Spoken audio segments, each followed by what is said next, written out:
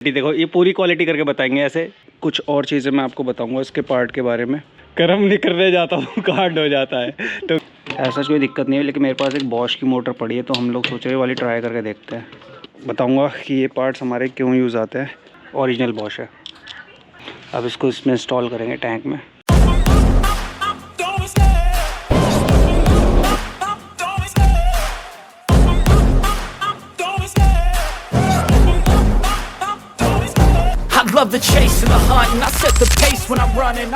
Guys once again welcome back to the channel. और आज लेके आ गया हूँ एक और ज़बरदस्त कंटेंट, और आपको देखने को मिलेगा इसमें सर्विसिंग थोड़ा सा, और कोई भी इश्यूज़ आता है तो वो हमारे भाई आए हैं, प्रियांशु भाई यहाँ पे, तो ये भी हेल्प करेंगे हमको।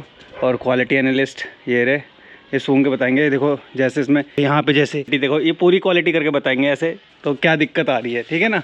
एंड में है ना, ठीक है समझिए। अभी रहने देते हैं, चलो ठीक है। अभी थोड़ा गुस्से में है ये तो शुरू करते हैं। सबसे पहले यहाँ से एयर फिल्टर खोलेंगे, और टैंक वगैरह हमने पहले ही ओपन कर लिया सो दैट टाइम वेस्ट ना हो। और बाकी की कुछ और चीज़ें मैं आपको बताऊंगा इसके पार्ट के बारे में अभी, जो मेरे को थोड़े से रिप्लेस करने हैं अंदर, तो बने रहिए ब्लॉग में।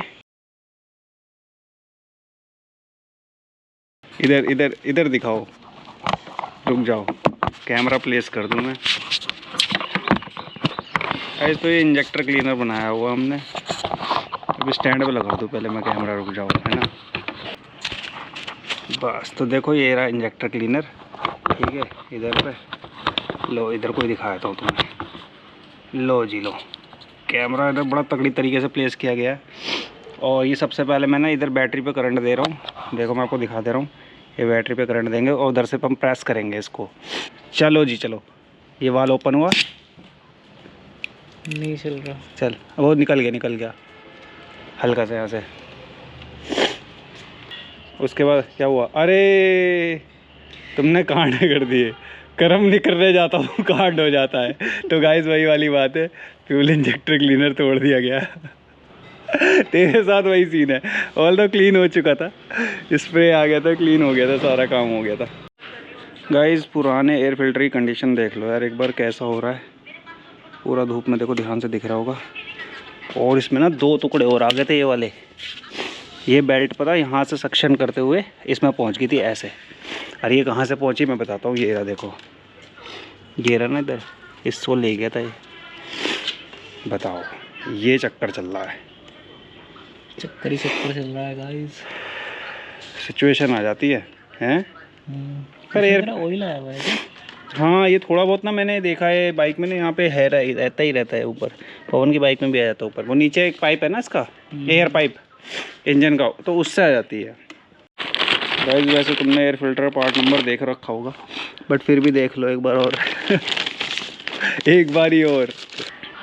भाई देख एक चीज़ बताऊँ, लोकल और ओरिजिनल में ये देख रहा है, ये जो ओरिजिनल है ये जो मजा है, ये ल्यूब आता है। ल्यूब का मुझे पता नहीं है, लेकिन इसमें तू देख रहा है रुएँ कितने कम है। कभी तू ऐसी ही पैकिंग में दिखा दूंगा तेरे को मैं, इतने रुए होंगे वाइट इसमें। वो तो रहते हैं भाई। नहीं बहुत रुए होते हैं लोकल वाले, जो लोकल वाला होता है उसमें होते हैं बहुत रुए रहते हैं ना। और वो इतनी जल्दी गंदा हो जाता है ना गाइस, मतलब क्या बताओ। देखो आप इसमें देखोगे ना, आर पार भी देखो, आपको दिख रहा होगा पूरा ना। उसमें इतना नहीं दिखता, उसमें थोड़ा सा। अभी हम लोग खोलने जा रहे हैं फ्यूल पम्प, एक बार देखते हैं। ऐसा कोई दिक्कत नहीं है, लेकिन मेरे पास एक बॉश की मोटर पड़ी है, तो हम लोग सोच रहे वाली ट्राई करके देखते हैं, है ना। तो चलो जब तक ये ओपन हो रही, मैं आपको एक सिनेरियो समझाता हूँ बहुत बढ़िया वाला। तो बताऊँगा कि ये पार्ट्स हमारे क्यों यूज़ आते हैं। तो जैसे कि आप देख रहे होंगे ये वाली दो बेल्ट्स है ना, इसमें एक ये बेल्ट है वर्टिकल और ये एक हॉरिजॉन्टल, ठीक है। तो दो बेल्ट्स रहती है इसमें बैटरी में। तो एक सिनेरियो में क्या हुआ था कि ऑफ रोडिंग करते हुए ना, येलो RS थी हमारी तरुण भाई की, तो उनकी ना बैटरी का टर्मिनल टूट गया था। ये क्यों? क्योंकि बैटरी ना ऐसे हिलती है और ये टर्मिनल बहुत टाइट रहते हैं, ये वाले दोनों टर्मिनल बहुत टाइट रहते हैं। उससे क्या हुआ ना, रास्ते में फिर पता नहीं चला, फिर ये सीट वीट ओपन करना और ये सारी चीज़ें, बैटरी वगैरह, फिर टर्मिनल्स आपको मिलेंगे नहीं, थिम्बल्स वगैरह।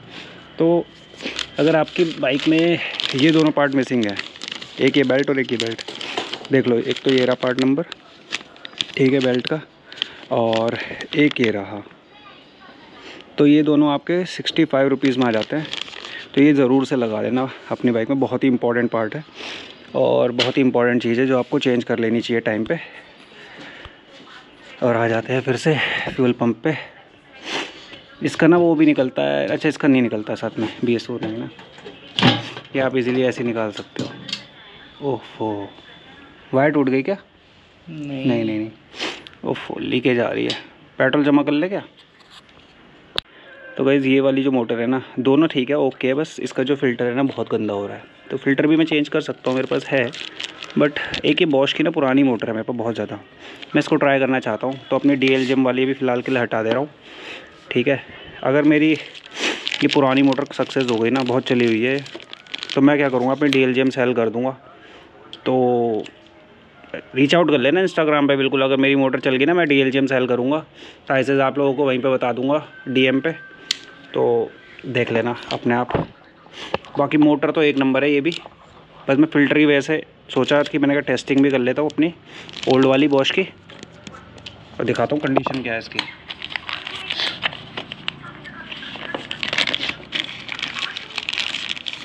ये देखो, ये कंडीशन है इसकी, और 40,000 रनिंग हो रखी है इसकी, ओरिजिनल बॉश है, देख लो, कोड नंबर भी आपको दिख रहा होगा इस पर, और ये हमने सोल्डरिंग कर रखी है इस पर। बस नैनो वाला फ़िल्टर ले लेना। तो गाइस देखो, ये एयर फिल्टर तो ख़राब हो चुका है, और ये रही DL जिम वाली मोटर, मैं आपको दिखाया था, ब्रांड 0722 लिखा है ना इस पर। तो अब देखो, ये मोटर तभी सेल करूँगा जब मेरी पुरानी वाली काम करेगी। और ये फ्यूल पंप हो चुका है इंस्टॉल, टाइट करती, देखो लग गया गाइस पूरा। अब इसको इसमें इंस्टॉल करेंगे टैंक में, और फिर ट्राई करेंगे, फिर भगा के देखेंगे। तो गाइस टैंक हो गया असेंबल, और ये सेल्फ लगा रहे हैं, मोटर तो काम कर गई है, थोड़ी अलग अलग आवाज़ें आ रही हैं। प्रेशर तो बनने दे, अब ऐसे ही आएगी। वन मोर,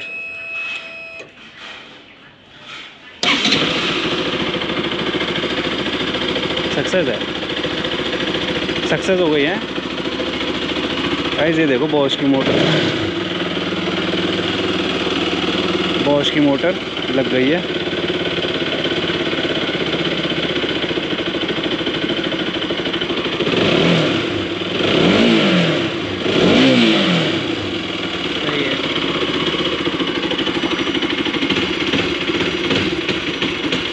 वो दिक्कत तो इसमें रहेगी है ना,